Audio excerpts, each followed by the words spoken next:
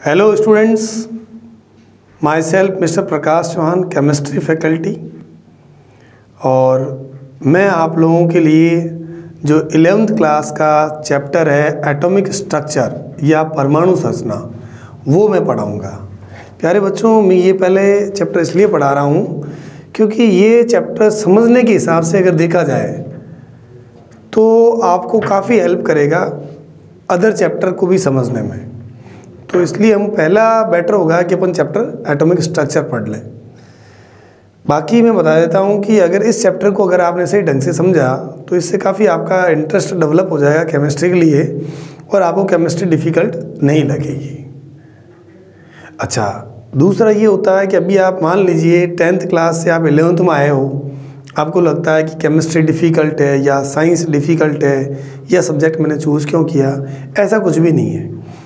अब डिजिटली आप अगर इस चीज़ को पढ़ते हैं तो आपको लगेगा कि सब्जेक्ट डिफ़िकल्ट नहीं है। आप अगेन एंड अगेन एक वीडियो को देख सकते हैं और उसी चीज़ को वापस सुन भी सकते हैं, है ना। तो अब अपन जो पढ़ने जा रहे हैं वो चैप्टर अपना है परमाणु संरचना। इसको आप ध्यान से देखिए और अगर आपको फिर भी कोई डाउट रह जाए, कोई भी आपको प्रॉब्लम रह जाए, तो आप हमें हमारे जो ईमेल आईडी है या जो हमारे कॉन्टैक्ट नंबर है या जो हमारी ऑनलाइन डाउट क्लास होगी उसमें भी आप अपने डाउट्स को पूछ सकते हैं। ठीक है बच्चों, तो बिल्कुल आप कॉन्फिडेंट होकर बैठिए। हम लोग पढ़ने जा रहे हैं परमाणु संरचना।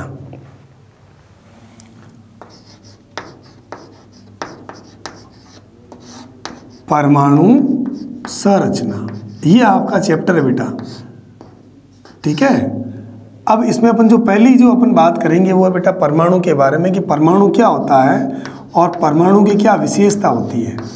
परमाणु की विशेषताएं सबसे पहले अपन ये बात करेंगे, परमाणु होता क्या और परमाणु की क्या विशेषताएं होती है। तो एक्चुअल में जो इसका नाम है एटम, क्या नाम है बेटा इसका नाम है एटम।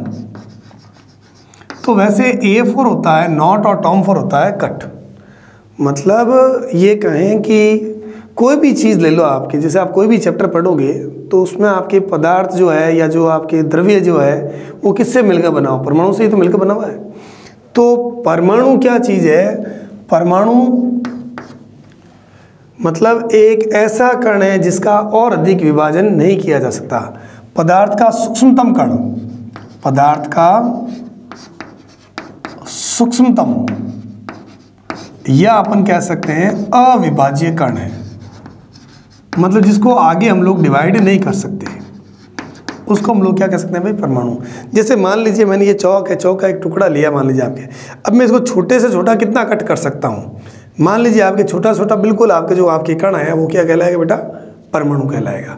अब हर परमाणु की साइज अलग अलग होती है, कोई छोटा परमाणु होता है, कोई बड़ा परमाणु होता है ना, वो एक अलग चीज़ हो गई। लेकिन ये आपके पदार्थ का सूक्ष्मतम कण जो होता है वो क्या कहलाता है बेटा, कोई भी पदार्थ ले लिया। अब ये आपके पास में चौक है, कैल्शियम कार्बोनेट जिसे कहते हैं अपन, चौक हो गया, सोना हो गया, चांदी हो गई, आयरन लोहा हो गया, या कोई भी है। तो हर परमाणु की क्या होती है, जो आपके साइज़ अलग अलग होती है, तो इसीलिए परमाणु भी आपके छोटे या बड़े हो सकते हैं। लेकिन उस पदार्थ का वह कण, जैसे आपने लोहा लिया और लोहे का आपने एक कण निकाला जो कोई इससे छोटा कण पॉसिबल नहीं है, तो वो आपके क्या कहलाएगा, परमाणु कहलाएगा। सोना लिया और सोना का आपने टुकड़ा लिया, छोटा छोटा छोटा छोटा छोटा छोटा छोटा करते रहे और बाद में बिल्कुल कोई इससे छोटा आपके कण नहीं मिल सकता, तो वो क्या कहलाएगा बेटा, परमाणु कहलाएगा। अच्छा, दूसरा अपन ये कहते हैं परमाणु जो होता है ये इसके मूलभूत कण क्या होता है, ये मूलभूत रूप से, मूलभूत कण जो होते हैं ये मूलभूत रूप से किससे मिलकर बना होता है, मूलभूत रूप से ये प्रोटॉन, इलेक्ट्रॉन और न्यूट्रॉन से मिलकर बना होता है, मिलकर बना होता है। मूलभूत रूप से ये किससे मिलकर बना होता है, प्रोटॉन, इलेक्ट्रॉन और न्यूट्रॉन से। अगर परमाणु को अगर मैं देखूं तो ये फुटबॉल जो होता है ना उस तरीके से ये दिखता है, मतलब गोलाकार होता है। और इसका ये जो केंद्रीय भाग जो होता है उसको हम लोग क्या बोलते हैं बेटा, इसको हम लोग कहते हैं नाभिक। और इस नाभिक में क्या होते हैं, तो आपको ये प्रोटॉन और न्यूट्रॉन होता है। और इलेक्ट्रॉन कहाँ होते हैं, तो इलेक्ट्रॉन होते हैं बाहर की ओर। ये प्रोटॉन न्यूट्रॉन वाला भाग है और ये क्या है बेटा, इलेक्ट्रॉन वाला भाग है। ये आपके नाभिक है और ये आपके नाभिक के अंदर क्या होता है, प्रोटॉन और न्यूट्रॉन।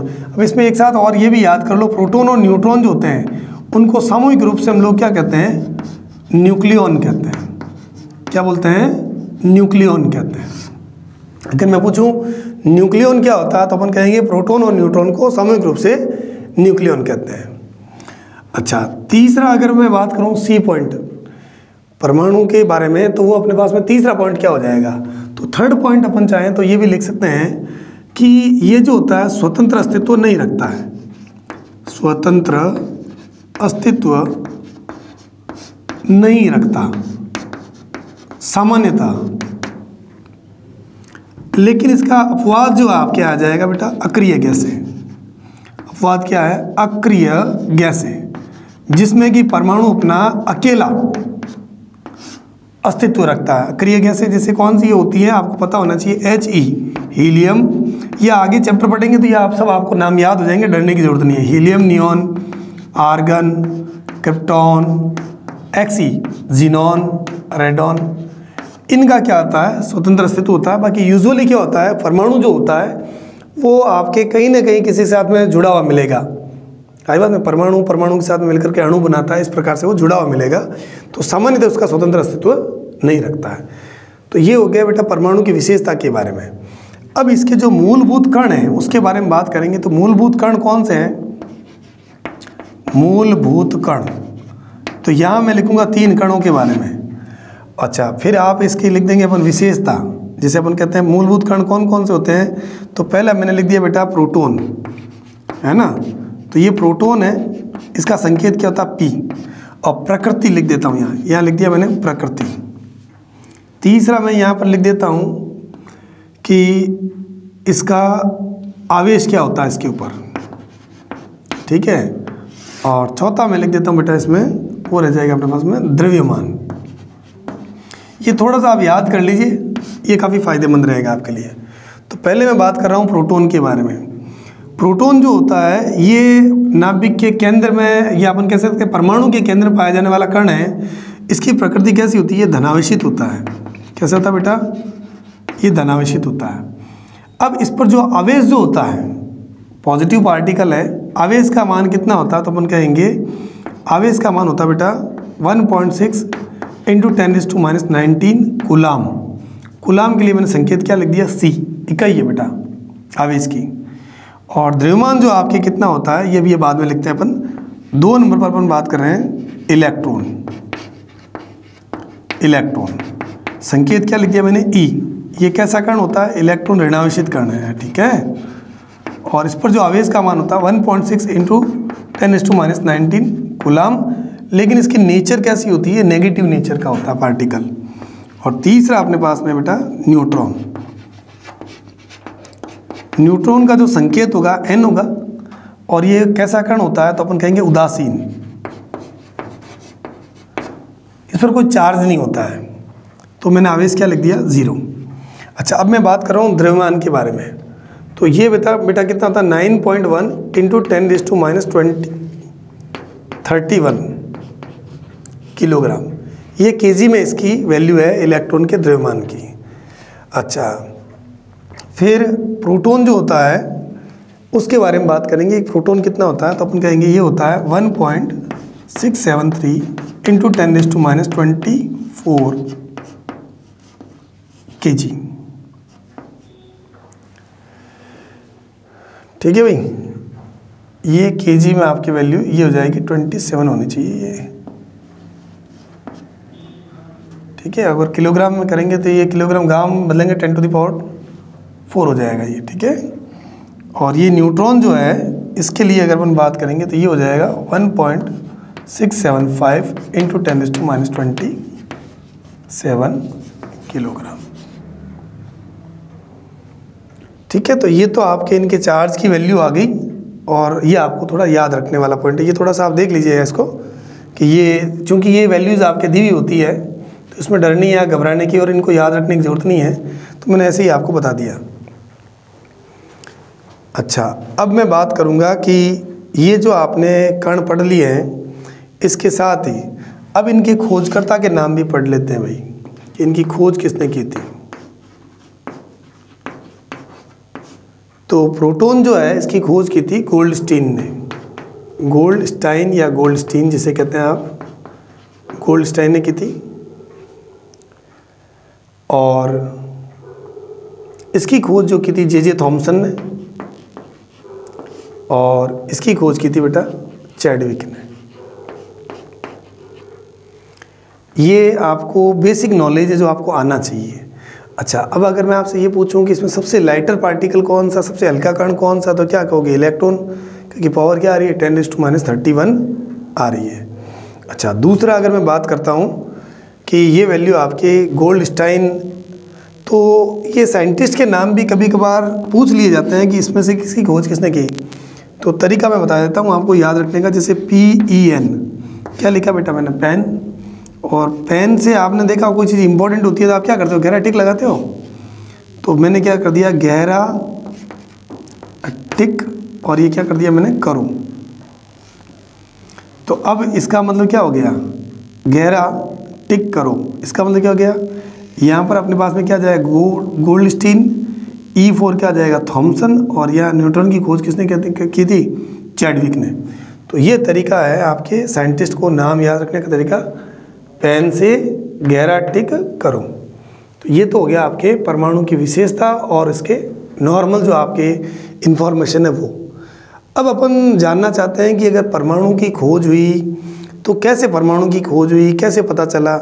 तो अपन जो पहले जो पढ़ने जा रहे हैं वो बच्चों को है एटॉमिक थ्योरीज, या अपन कहेंगे जो परमाणुवीय मॉडल।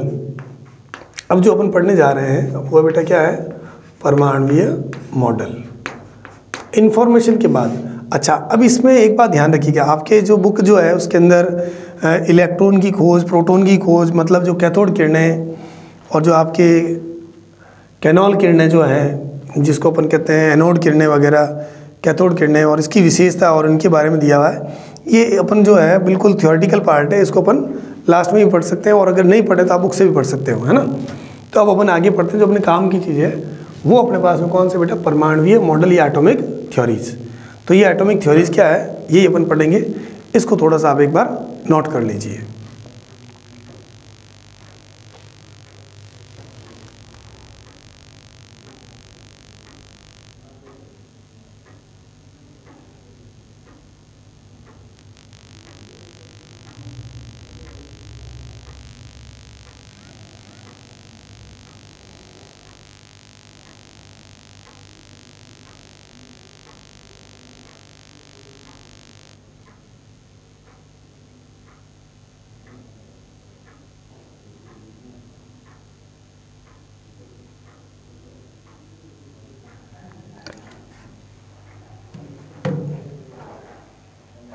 ठीक है बच्चों, अब अपन आगे बढ़ते हैं।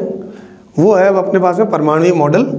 तो एक एक करके हम लोग पढ़ेंगे, बड़े इंटरेस्टिंग मॉडल है, तो आप थोड़ा ध्यान से इसको देखते रहिए। तो अब अपन चल लेते हैं आपको परमाणु मॉडल के बारे में लेकर के। तो पहला जो अपन पढ़ रहे हैं वो पढ़ रहे बेटा थॉमसन मॉडल। पहला जो अपन पढ़ेंगे कौन सा? Thompson model.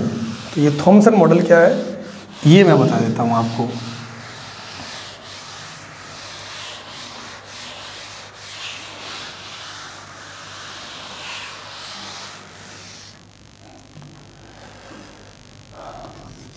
अपने पास जो पहला मॉडल जो है वो है बेटा थॉमसन मॉडल। चलिए, तो बच्चों पहला हम जो पढ़ने जा रहे हैं वो है अपने पास में थॉमसन मॉडल। इससे पहले आपने 9th क्लास के अंदर या 10th क्लास के अंदर कभी पढ़ी होगी डाल्टन थ्योरी। डाल्टन थ्योरी क्या है कि वो उसने यही बताया परमाणु अविभाज्यकरण है, और एक ही जो आपके प्रकार के जो परमाणु होते हैं उनका द्रव्यमान, आकार, घनत्व, रंग आदि समान होता है। तुम लोग जो पढ़ने जा रहे हैं तो कई बच्चे कहते हैं सर डाल्टन थ्योरी बता दो, तो वो बिल्कुल सिंपल सी है, तो उसको अपन नहीं करेंगे। अपन पहली बात करेंगे थॉमसन मॉडल की। इसे हम लोग थॉमसन का प्लम पुडिंग मॉडल भी कहते हैं। क्या बोलते हैं इसको? Plum pudding model. थॉमसन का प्लम पुडिंग मॉडल। क्या बताया गया है इस मॉडल के अंदर? इस मॉडल में ये बताया गया है कि जो परमाणु जो होता है वो एक धनावेशित गोले के रूप में होता है। परमाणु किस रूप में होता है बेटा? परमाणु जो होता है ये धनावेशित गोले के रूप में होता है। परमाणु धनावेशित गोले के रूप में होता है। परमाणु धनावेशित गोले के रूप में होता है। ठीक है। अच्छा, इसमें परमाणु धनावेशित गोले के रूप में होता है, मतलब ये क्या हो गया, इसका पॉजिटिव चार्ज हो गया। और उसमें इलेक्ट्रॉन जो होते हैं वो ठीक उसी प्रकार से बिखरे होते हैं जिस प्रकार से तरबूज में बीज होते हैं या हलवे में इलायची के दाने होते हैं। तो अब इसमें क्या बताया गया, इसके अगर मैं मेन पॉइंट के बारे में बात करूं तो परमाणु क्या है, तो परमाणु क्या है, एक धनावेशित गोला है, धनावेशित गोला, तथा इसमें इलेक्ट्रॉन जो होते हैं, इसमें इलेक्ट्रॉन जो होते हैं तथा इसमें इलेक्ट्रॉन ठीक उसी प्रकार बिखरे होते हैं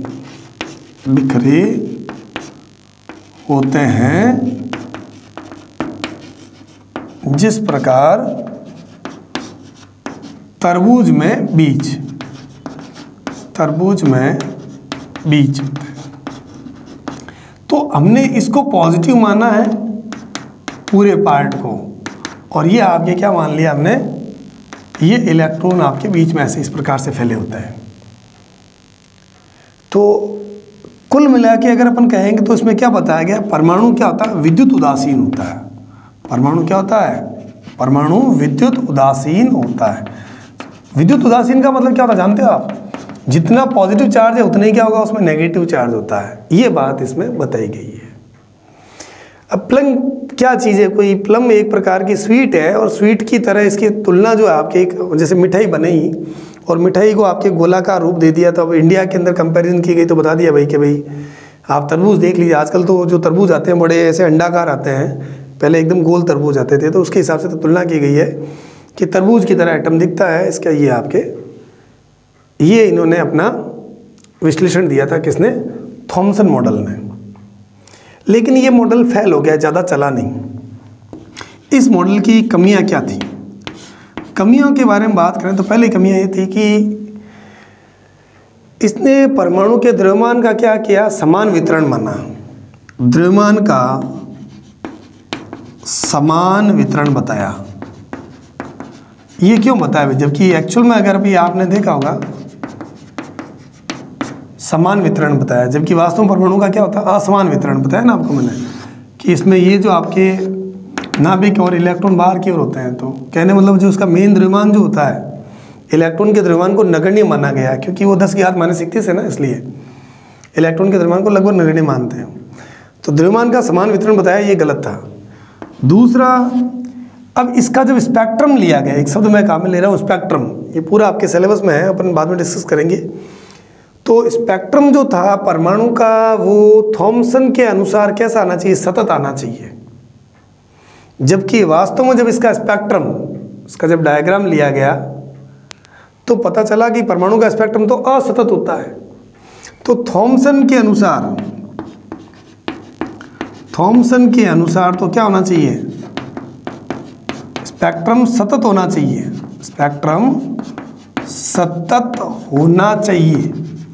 जबकि वास्तव में कैसा है, होना चाहिए, जबकि वास्तव में ये क्या होता है, जबकि वास्तव में यह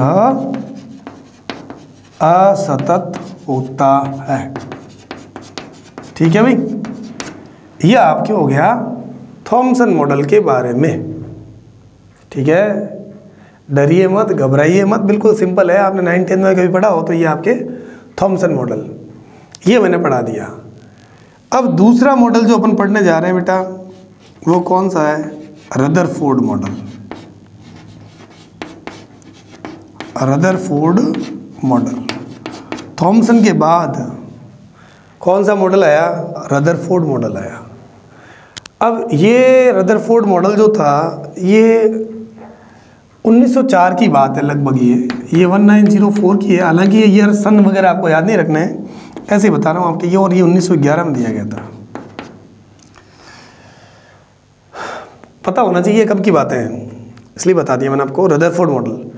तो अब इसको हम लोग क्या बोलते हैं, इसको हम लोग अल्फा प्रकीर्णन प्रयोग भी कहते हैं। देखो भाई 12th क्लास में एक चैप्टर है आपके परमाणु प्रसंरचना, तो वहाँ भी ये थोड़ा काम करेगा आपके। अल्फा प्रकीर्णन प्रयोग भी कहते हैं इसको, या इसको हम लोग क्या कहते हैं, सोलर मॉडल भी कहते हैं, सोलर मॉडल भी कहते हैं, या इसको हम लोग क्या कहते हैं, उपग्रहीय मॉडल भी कहते हैं, उपग्रहीय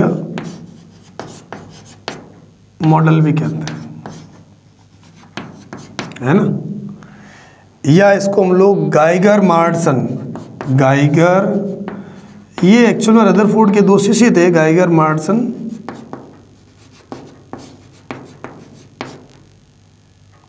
प्रकीर्णन प्रयोग,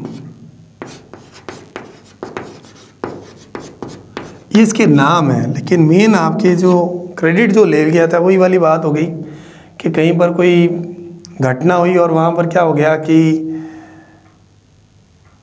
उस घटना का पूरा चोर को पकड़ने में या उसको खोज करने में जो सामान्य पुलिसकर्मी वो लगते हैं, लेकिन श्रेय किसको मिलता है, श्रेय किसको मिलता है, श्रेय वहाँ का जो सुप्रिटेंडेंट होता है उसी को मिलता है।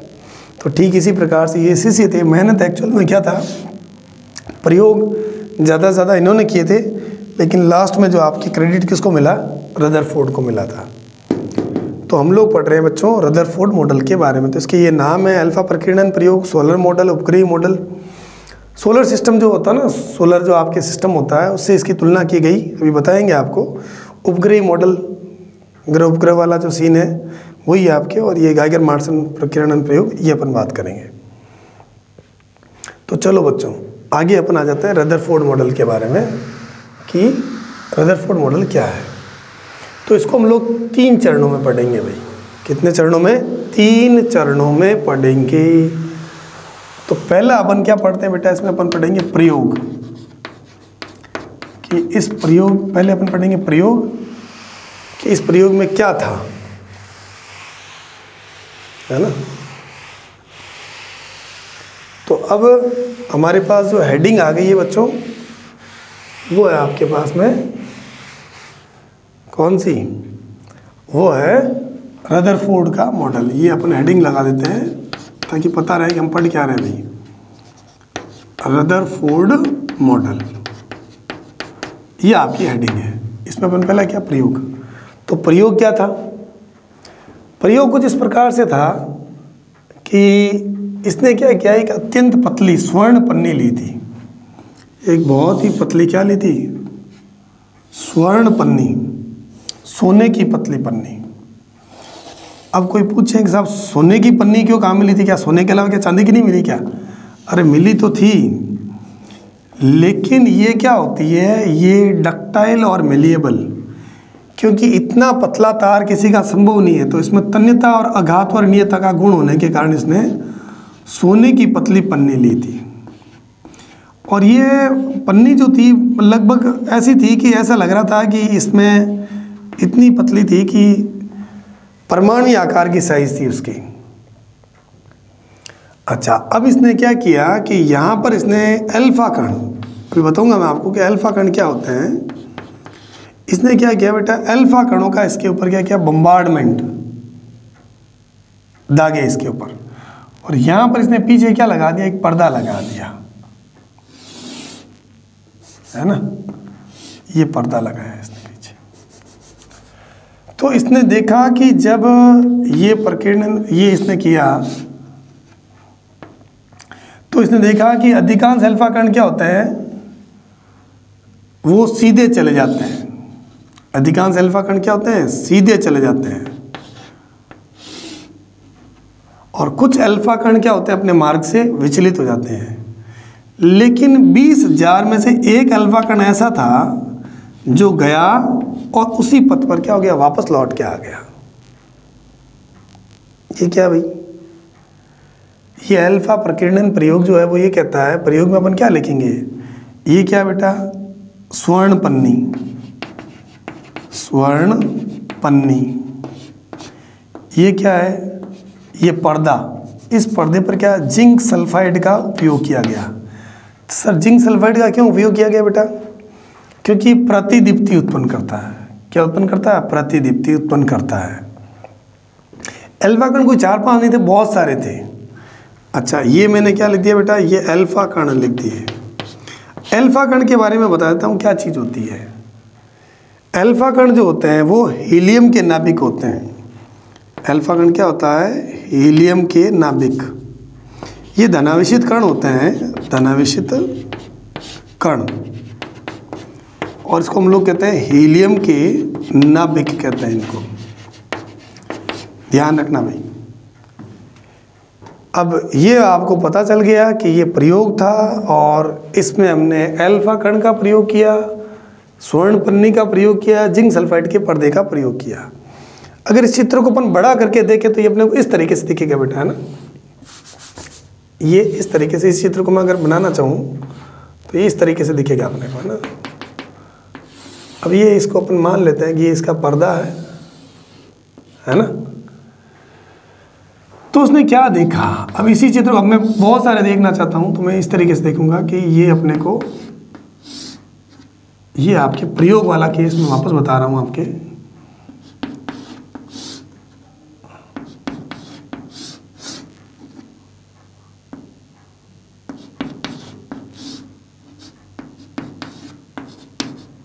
है ना, तो ये इसी चीज़ को मैंने वापस बताया है कि ये प्रयोग वाला केस था कि प्रयोग में उसमें क्या क्या लिया, अल्फा कण लिए थे, स्वर्ण पन्नी ली थी, जिंक सल्फाइड। तो ये आप चाहो तो पहले डायग्राम वगैरह बना लो, फिर अपन इसको प्रयोग को और आगे बढ़ाते हैं कि इसे क्या निष्कर्ष निकला और क्या उसने पाया था। इसको आप एक बार नोट कर लीजिए। हाँ तो बच्चों, ये आपके हो गया प्रयोग, और अब मैं बता रहा हूँ कि इस प्रयोग से यहाँ पर अगर मैं बात करूँ आपसे कि इसने जो ये जो अल्फा कण लिए थे, ये अल्फा कण जो थे ये किस युक्ति से फेंके थे, उस डिवाइस का नाम क्या है, तो ये थोड़ा ध्यान रखना। जिस युक्ति से फेंके थे, कोई हाथ से थोड़ी फेंके थे रे, हैं कि कोई बच्चा कहता है साहब कि ये हाथ से, कंचे थोड़ी है जो हाथ से फेंके थे, हैं ये अल्फा पार्टिकल है, इनका बहुत ज़्यादा वेग चाहिए।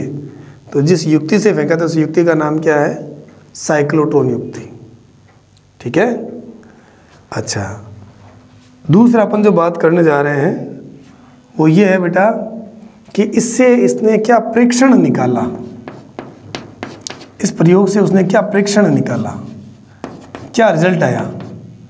तो रिजल्ट ये था कि अधिकांश अल्फा कण क्या होते हैं, सीधे निकल जाते हैं। अधिकांश अल्फा कण क्या होते हैं, सीधे निकल जाते हैं। तो पहला आपके परीक्षण क्या, परीक्षण का मतलब था उसने क्या पाया, उसने क्या पाया, अधिकांश अल्फा कण सीधे निकल जाते हैं। ठीक है बेटा, सीधे निकल जाते हैं। अच्छा, दूसरा क्या पाया उसने, कुछ अल्फा कण अपने मार्ग से क्या होते हैं, विचलित हो जाते हैं। जैसे ये यहाँ पर विचलित हो रहा है, ये ऐसे स्ट्रेट नहीं गया। कुछ अल्फा कण मार्ग से विचलित हो जाते हैं। चलो भाई, अच्छा विचलित हो जाते हैं। अब ये हो जाते हैं आप चाहो तो लिख सकते हो ना खुद भी। अच्छा, तीसरा सी पॉइंट क्या था, 20,000 में से एक अल्फा कण, कितना, 1 आउट ऑफ 20,000, 20,000 में से एक कण, 20,000 में से एक कण पुनः अपने पथ पर लौट आता, पुनः अपने पथ पर लौट आता है ना। तो ये इसके प्रेक्षण थे, और जो रिजल्ट बनाया जाता है, परिणाम जो बनाया जाता है बेटा, वो प्रेक्षण के आधार पर बनाया जाता है ना। तो अब अपन तीसरा पॉइंट क्या लिखेंगे, तीसरा पॉइंट अपने पास में इसका परिणाम।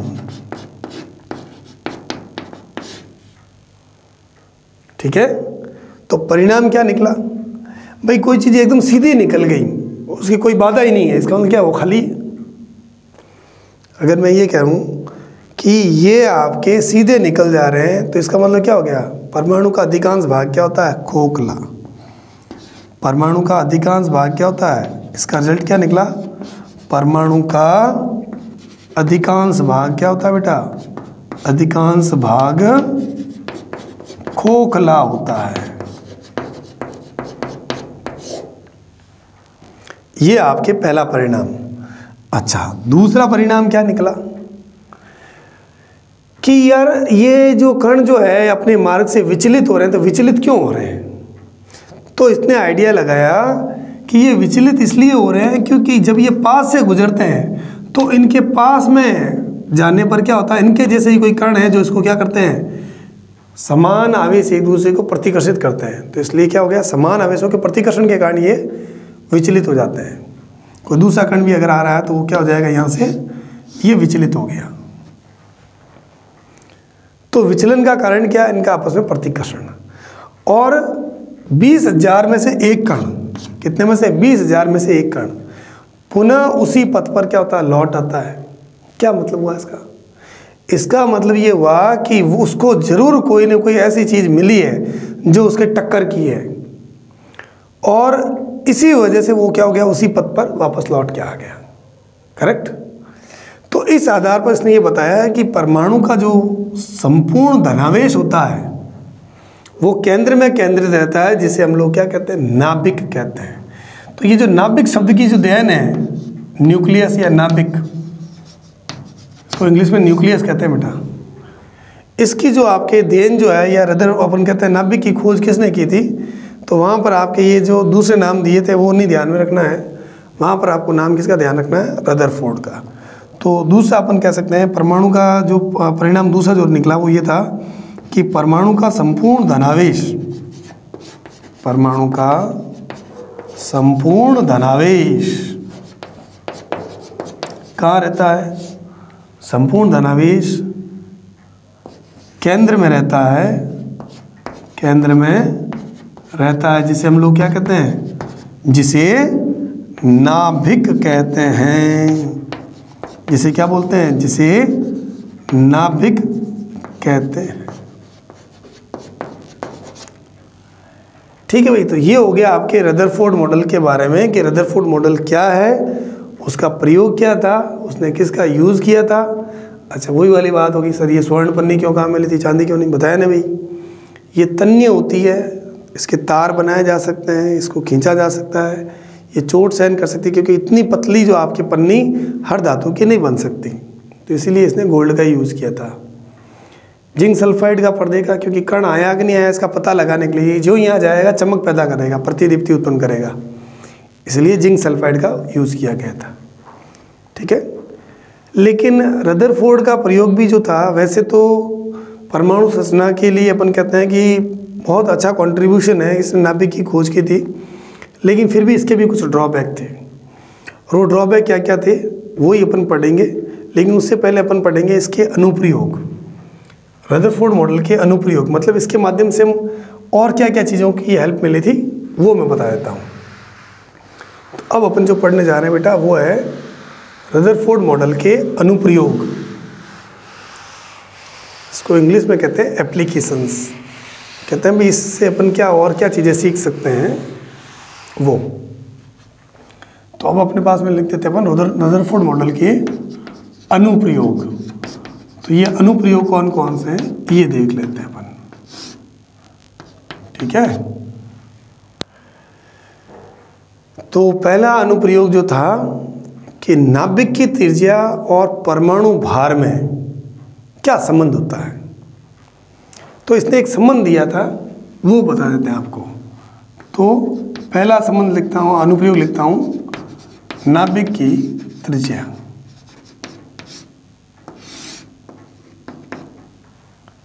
तो रेडियस ऑफ न्यूक्लियस जो होती है, ये जो आपके डिपेंड करती है cubic root of atomic mass, मतलब परमाणु भार के घनमूल के क्या होती है, समानुपाती।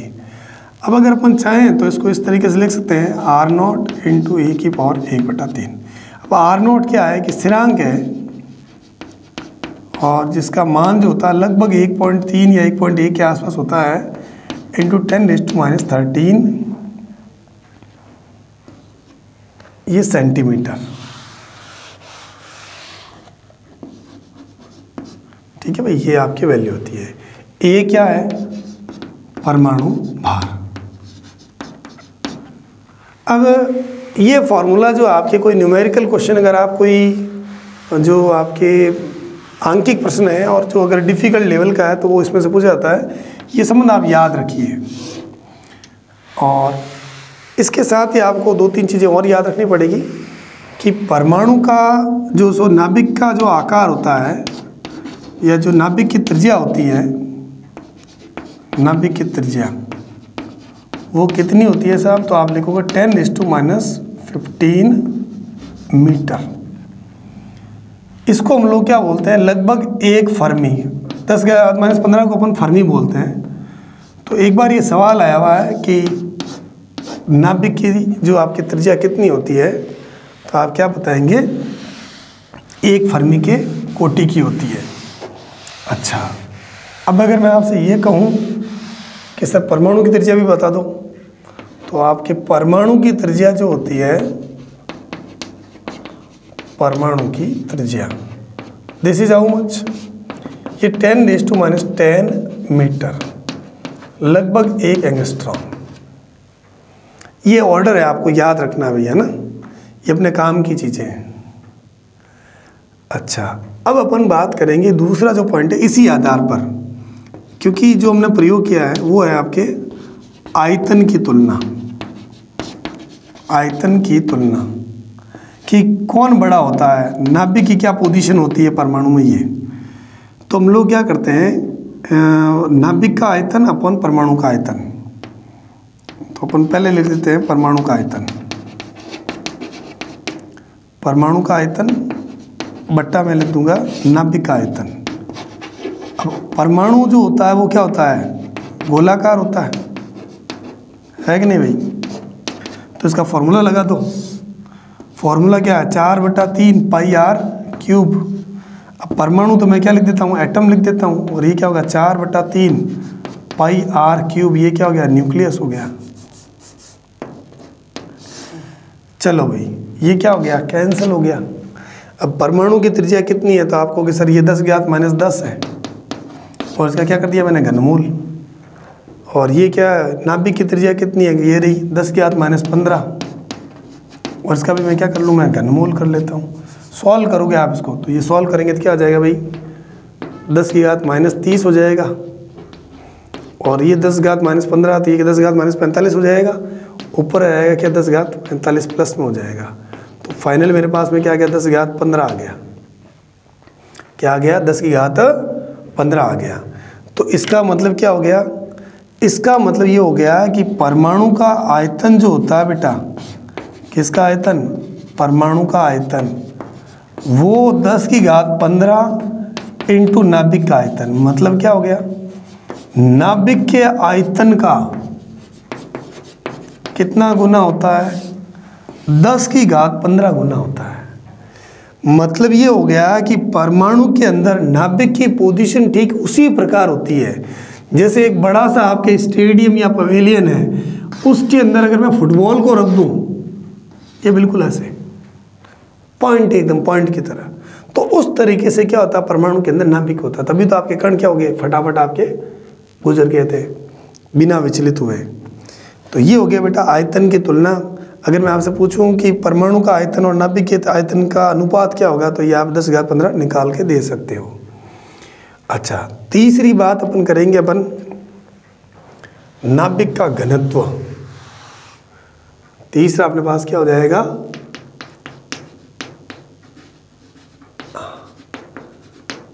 नाभिक का घनत्व, है ना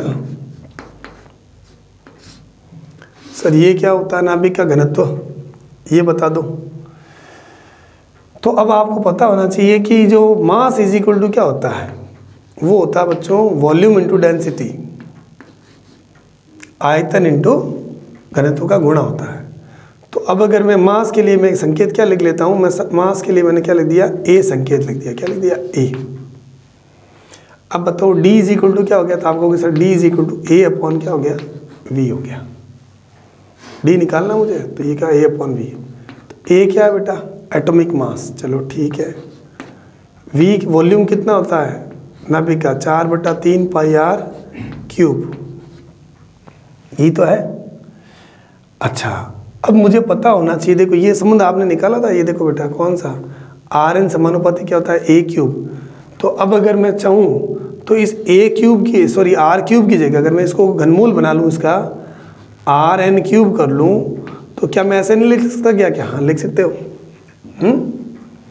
तो अब अपने पास में क्या हो गया, तो d is equal to A upon 4/3 pi, ठीक है।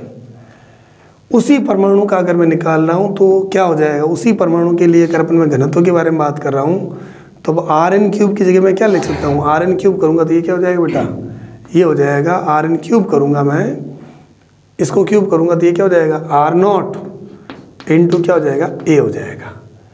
और ए पहले से ऊपर था, ए से ए क्या होगा, कैंसिल हो गया। तो अब अपने पास डी की वैल्यू क्या आ गई, डी की वैल्यू आ गई सर ये 3/4 पाई इंटू क्या हो गया बेटा, आर नॉट। अब इसकी कोई वैल्यू अगर अपन इसको सॉल्व करते हैं, ये वैल्यू रख देते हैं, तो ये वैल्यू क्या आएगी, कोई एक मान आएगी, संख्यात्मक मान। तो संख्यात्मक मान को अपन क्या कह सकते हैं, कांस्टेंट, मतलब क्या कह सकते हैं, नियतांक कह सकते हैं। इसका मतलब क्या हो गया कि परमाणु के नाभिक का घनत्व जो होता है, परमाणु के नाभिक का घनत्व वो क्या होता है, नियत होता है। क्या सीखा, परमाणु के नाभिक का घनत्व क्या होता है, नियत होता है। ये रिजल्ट निकल गया। तो नाभिक का घनत्व जो होता है, विभिन्न प्रकार के परमाणु के नाभिक का घनत्व क्या होता है, नियत होता है। ये मैंने आपको फॉर्मूले से बता दिया, बस ये फॉर्मूला याद रखना है। मास मतलब द्रव्यमान इज इक्वल टू क्या होता है, आयतन इंटू घनत्व, और घनत्व के लिए मैंने निकाल के आपको ये दे दिया। तो ये वैल्यू मैंने रखी, तो ये अपने पास में कांस्टेंट वैल्यू आ गई। मतलब क्या हो गया हमारे पास, मतलब ये निकल गया क्या कि नाभिक का घनत्व क्या होता है, नियत होता है। ये आपको पता चल गया। अब मैं आपको बात करूंगा चौथा पॉइंट, एक और ले लेते हैं, चौथा एप्लीकेशन, फोर्थ। वो क्या है बच्चों, चौथा पॉइंट अपने पास में आ गया है, वो है प्रकीर्णित कणों की संख्या। प्रकीर्णित कणों की संख्या जो n। देखो एक आपने नोटिस किया होगा कि जैसे ये जो था आपके, ये नाभिक था, ये कण गए, यहाँ से अगर मैं कहूँ तो ये एंगल है, और ये कण गया और ये वापस आया, मान लो ये आपके कितना है 120 डिग्री है, और ये वापस आ गया यहीं पर, तो ये आपके एंगल कितना था 180 डिग्री है। वापस आया तो आपके यही तो एंगल बनेगा 180 डिग्री। तो प्रकीर्णित कणों के बीच में संख्या के लिए, ये हालांकि थोड़ा डिफिकल्ट है, 11th स्टैंडर्ड का नहीं है, आप याद नहीं करोगे तो भी चलेगा, और याद कर लो तो हो सकता है आपके आगे फ्यूचर में जो है कोई कंपटीशन एग्जाम देंगे तो काफ़ी काम आएगा आपके। sin 4 θ/2, मतलब इससे क्या रिलेशन निकलेगा, इससे रिलेशन ये निकलेगा बेटा कि थीटा, अगर आपसे मैं पूछूं कि कुछ कण 90 पर गए, कुछ कण 120 पर गए, लेकिन 180 पर कण कितने थे, बिल्कुल ही कम थे। इसका मतलब क्या हो गया, जैसे जैसे ये प्रकीर्णन कोण का मान बढ़ा, कणों की संख्या क्या होती गई, घटती गई। इसका मतलब अगर थीटा प्रकीर्णन कोण है, थीटा क्या है, प्रकीर्णन कोण, तो प्रकीर्णन कोण का मान अगर आप बढ़ाओगे तो प्रकीर्णित कणों की संख्या क्या होती जाएगी, घटती जाएगी। ये थोड़ा सा डिफिकल्ट है, इस पर कोई क्वेश्चन भी अपन चाहें तो कर सकते हैं, लेकिन ये थोड़ा डिफिकल्ट है, इसलिए अपन इसको डाउट में ले लेंगे, है ना। तो अब ये हो गया बेटा अपने पास में, बस तरीका यही है, बस थीटा की वैल्यू रख दो तो n निकल जाएगा। अगर 60 डिग्री पर इतने कण है तो 90 पर कितने होंगे, या 90 पर इतने हैं तो 60 पर कितने होंगे, निकाल सकते हैं। तो ये हो गया बेटा इसके अनुप्रयोग। अब अपन बात कर लेते हैं रदरफोर्ड मॉडल की कमियां। रदरफोर्ड मॉडल की कमियां,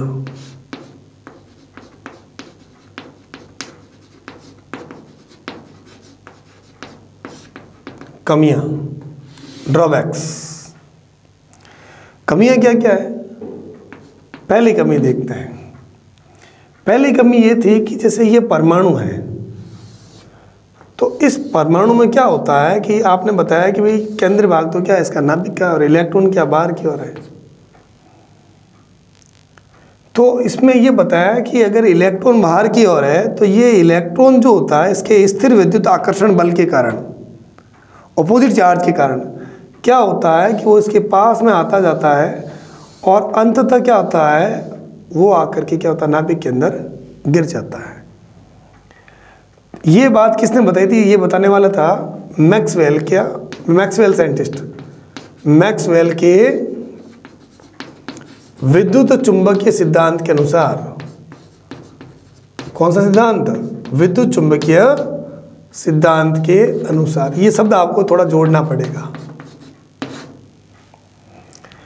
इलेक्ट्रॉन की त्वरित गति, इलेक्ट्रॉन की कौन सी गति बेटा? त्वरित गति। त्वरित गति के कारण इलेक्ट्रॉन नाभिक के पास में आता रहता है और अंततः क्या होता है नाभिक के अंदर गिर जाता है। ये पहली कमी थी। भाई आप कह रहे हो कि इलेक्ट्रॉन नाभिक के चारों ओर चक्कर लगाता है, चलो कैसे लगाएगा चक्कर? क्योंकि उस जमाने के अंदर मैक्सवेल की बहुत चलती थी, इसका विद्युत चुंबकीय सिद्धांत था। उसने कहा नहीं, इलेक्ट्रॉन और इनके बीच में क्या लगेगा? क्या लगेगा? स्थिर विद्युत आकर्षण लगेगा।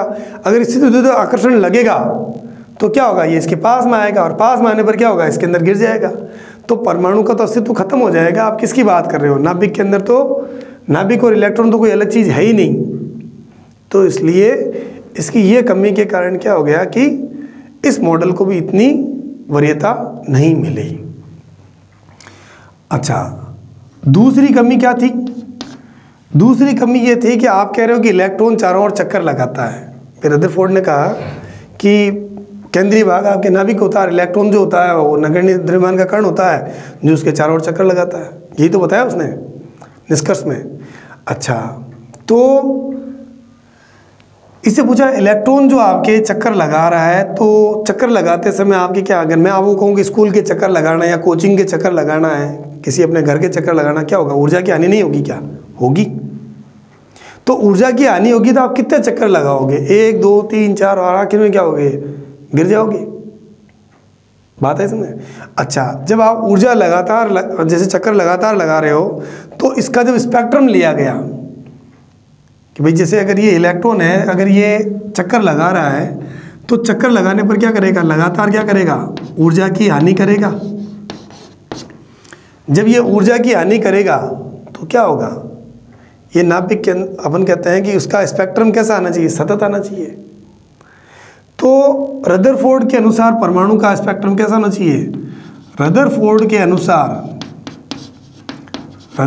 के अनुसार भाई जो आपके ऊर्जा का जो आपके अपन कहते हैं स्पेक्ट्रम ले रहे हैं, रदरफोर्ड के अनुसार स्पेक्ट्रम कैसा होना चाहिए? स्पेक्ट्रम भाई लगातार अगर चक्कर लगा रहा है तो वो ऊर्जा की हानि भी तो लगातार कर रहा है, तो उसका स्पेक्ट्रम भी कैसा होना चाहिए? जब ऊर्जा की हानि, वैसे वही वाली बात हो गई कि आप स्कूल आ रहे हो, रोजाना प्रेजेंट डेली आ रहे हो, तो डेली आ रहे हो तो प्रेजेंट लगनी चाहिए। लेकिन रजिस्टर उठा के देखा तो कहीं कहीं पर आपकी क्या आ रही है? एब्सेंट आ रही है। तो ये क्या गलती कहाँ है? जब बच्चा प्रेजेंट आ रहा है तो प्रेजेंट लगनी चाहिए ना। तो रदरफोर्ड के अनुसार स्पेक्ट्रम कैसा होना चाहिए? सतत होना चाहिए। जबकि वास्तव में ये कैसा होता है? जबकि वास्तव में यह असतत होता है। कैसा होता है बेटा? यह असतत होता है। तो ये था बच्चों रदरफोर्ड मॉडल की कमियों के बारे में। ये मैक्सवेल के विद्युत चुंबकीय सिद्धांत के अनुसार इलेक्ट्रॉन की त्वरित गति, भाई इलेक्ट्रोस्टैटिक आकर्षण के कारण कैसी गति होती है? त्वरित गति होती है। और त्वरित गति के कारण इलेक्ट्रॉन क्या होता है? नाभिक के समीप आता है और अंततः नाभिक के अंदर गिर जाता है। अर्थात रदरफोर्ड परमाणु के अस्तित्व के बारे में नहीं समझा सका। पहली कमी हो गई। जब इलेक्ट्रॉन अंततः नाभिक के अंदर सर्पिलाकार पथ में गति करता हुआ नाभिक के पास में आता है और नाभिक में गिर जाता है, जिससे कि परमाणु का अस्तित्व खत्म हो जाता है। अच्छा, इसके अनुसार अच्छा स्पेक्ट्रम कैसा होना चाहिए? सतत। जबकि होता कैसा है? असतत।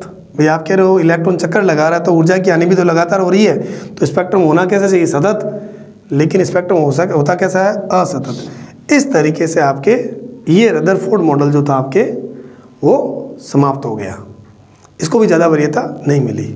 तो ठीक है, अभी तक हमने कौन सा पढ़ लिया बच्चों? Thompson model, Rutherford model. इसको आप नोट कर लीजिए। और इसके बाद अपन जो आगे पढ़ने जा रहे हैं वो है हमारे पास में बोर मॉडल पढ़ेंगे हम। और इससे पहले अपन क्या पढ़ेंगे? प्लांक का क्वांटम सिद्धांत। फिर अपन क्या पढ़ेंगे? बोर सिद्धांत पढ़ेंगे। तो इसको आप नोट कर लीजिए। अगली क्लास के अंदर अपन जो पढ़ रहे हैं वो है बोर मॉडल।